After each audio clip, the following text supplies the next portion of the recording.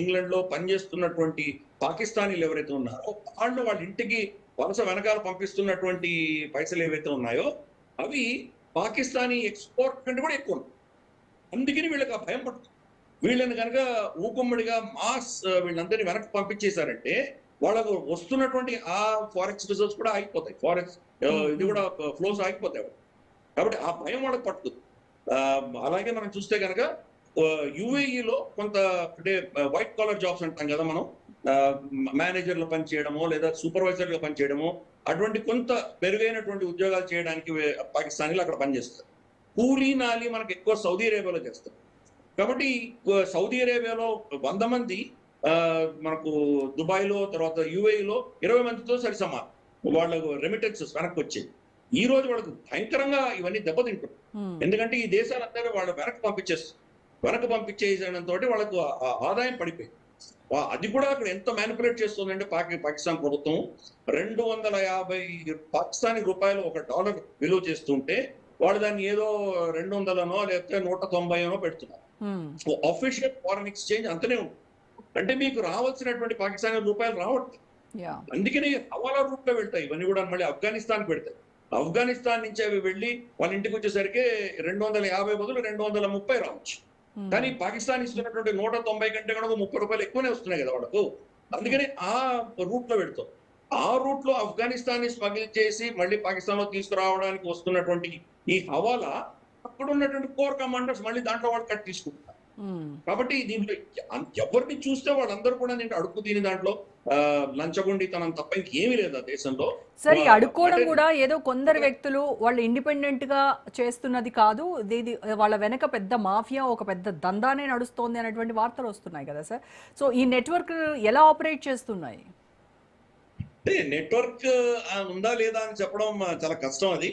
కానీ నేను ఇందాక చెప్పినట్టు సమాజంలో నైతిక విలువలు పతనం చెందిన తర్వాత అందరూ చేస్తున్నారు కాబట్టి నేను కూడా చేస్తున్నాను అంతే. కాబట్టి నేను తప్పు చేయట్లేదు, అందరితో పాటు నేను ఉన్నాను అన్నటువంటి ఒక సంస్కృతి వచ్చేసింది ఆ దేశం. అది మనకు చాలా దౌర్భాగ్యమైన పరిస్థితి. కొన్ని సమాజాల్లో ఈ విలువలు కంప్లీట్ గా క్షీణిస్తే కనుక అవి ఎలా ప్రవర్తిస్తాయో పాకిస్తాన్ చూసి ఈరోజు నేర్చుకోవచ్చు. అలాగే మనం థాయిలాండ్ లో చూసాం, చిన్న చిన్న పిల్లలు అమ్మాయిలందరినీ కూడాను వేశ్యా వృత్తిలో పంపిస్తారు వాళ్ళు. అందరూ పంపిస్తున్నారు. ఇంటి చుట్టుపక్కల 10 ఇళ్లలో అందరి పిల్లలు వెళ్ళారు కాబట్టి ఆ పిల్ల కూడా వెళ్తే తప్పేంటి అన్నట్టు ఆడ తయారైపోయింది. విధమైనటువంటి సంస్కృతి తయారైంది. పాకిస్తాన్ లో అడుగు తినడం అన్న సంస్కృతి. అంటే సమాజంలో నార్మల్ గా మనకు అర్థమయ్యేటువంటి నైతిక విలువలు ఏవైతే ఉంటాయో ఎంత క్షీణించాయంటే ఆ సమాజంలో వాడు చేస్తోంది తప్పు అని అనుకోవట్లేదు. కాబట్టి దీనికి మాఫియాతో సంబంధం లేదు. వాడు ఏం చేస్తే వాడు చేస్తున్నదంతా కూడాను వాళ్ళ అధికారం కింద భావిస్తుంది. ప్రభుత్వమే అడుక్కు తింటుండగలేదు, మేము ఎందుకు చేయవు? ఎందుకంటే ప్రభుత్వం అబద్ధం చెప్పి అడుక్కు తింటుంది. అడుక్కు తిని మళ్ళీ వాడు దాన్ని కట్టకుండా దాన్ని ఇతరత్ర దాన్ని వాడుకుంటారు. ఈ రోజు పర్యావరణ పేరిట తర్వాత వాళ్ళ నీటి పారుదల విషయంలో కావచ్చు, లేదా పేదరికం సంబంధించిన విషయాలు కావచ్చు, పౌష్టిక ఆహారం సంబంధించిన విషయాలు కావచ్చు, ప్రపంచవ్యాప్తంగా ఎక్కడెక్కడి నుంచి ఫండ్స్ వస్తున్నాయో అవన్నీ కూడాను మళ్ళీ వాళ్ళ సైన్యము, వాళ్ళ పొలిటికల్ ఎస్టాబ్లిష్మెంట్, బ్యూరోక్రసీ తినేస్తున్నారు. ప్రజలకి ఏం అందట్లేదు.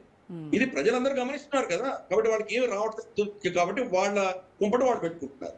అది అక్కడ ఉన్నటువంటి దారుణమైన పరిస్థితి. సార్, అంటే ఇప్పుడు దేశంలో ఉన్నటువంటి ఆర్థిక సంక్షోభం కావచ్చు, విపరీతమైనటువంటి ద్రవ్యోల్బణము, ఇదంతా కూడా అక్కడ ప్రజలను ఇలాంటి అక్రమ మార్గాల్లో నడిపించడానికి కారణమవుతుంటారా? లేదనంటే ఇది ఒక ఈజీ మనీ బిజినెస్గా మీరు అన్నట్టుగా వాళ్ళ డిఎన్ఏలో ఉంది కాబట్టి ఆ వైపు ఎక్కువగా మళ్ళుతున్నారా? అంటే కోడి ముందా గుడ్డు ముందా అని చెప్పినట్లు అవుతుందమ్మా ఇది.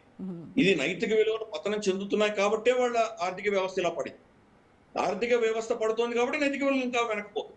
రెండు ముడిపడి ఉన్నాయి. రెండు కూడా మనం చూస్తే కనుక గతంలో వాళ్ళ ఏమంటారంటే ప్రాజెక్ట్స్ అన్ని ఏవైతే ఇన్వెస్ట్ చేస్తామని వాళ్ళు తినేసారు పైసలు, దానివల్ల ఈ రోజు వాళ్ళకి నీటి సరఫరా సరిగా లేదు. మన మీద పడి ఏడుస్తున్నారు, వాటర్ ట్రీటీ మనం ఏదో ఆపేసామని చెప్పి భయపడుతున్నారు. కానీ మొన్న గేట్స్ అన్ని వదిలేసాం. ఎందుకంటే వర్షం వచ్చినప్పుడు మనం ఆపలేం కదా.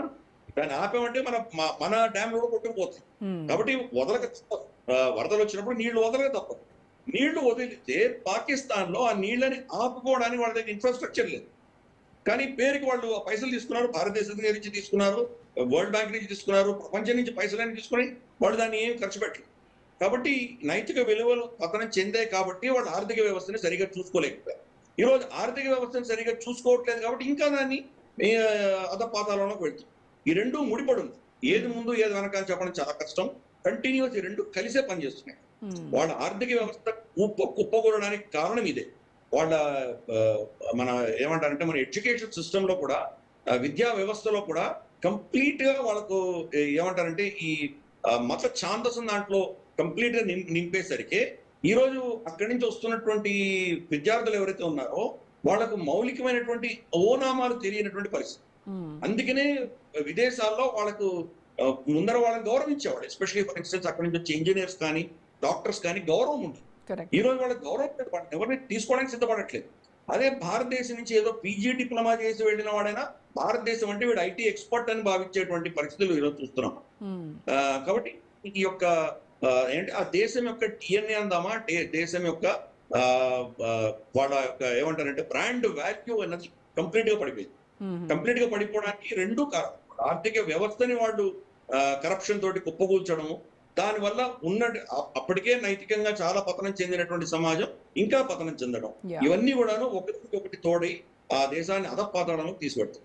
సార్, ఇట్లా వేల మందిని డిపోర్ట్ అవుతా ఉంటే రేపు నిజంగా కూడా ఉద్యోగాల కోసమో వ్యాపారం కోసమో పక్కన గల్ఫ్కి వెళ్ళాలి అనుకునేటువంటి పాకిస్తానీల పరిస్థితి ఏంటి సార్? వాళ్ళకి మరీ ఈ వీసాలు రావడం కష్టమైపోదంటారా?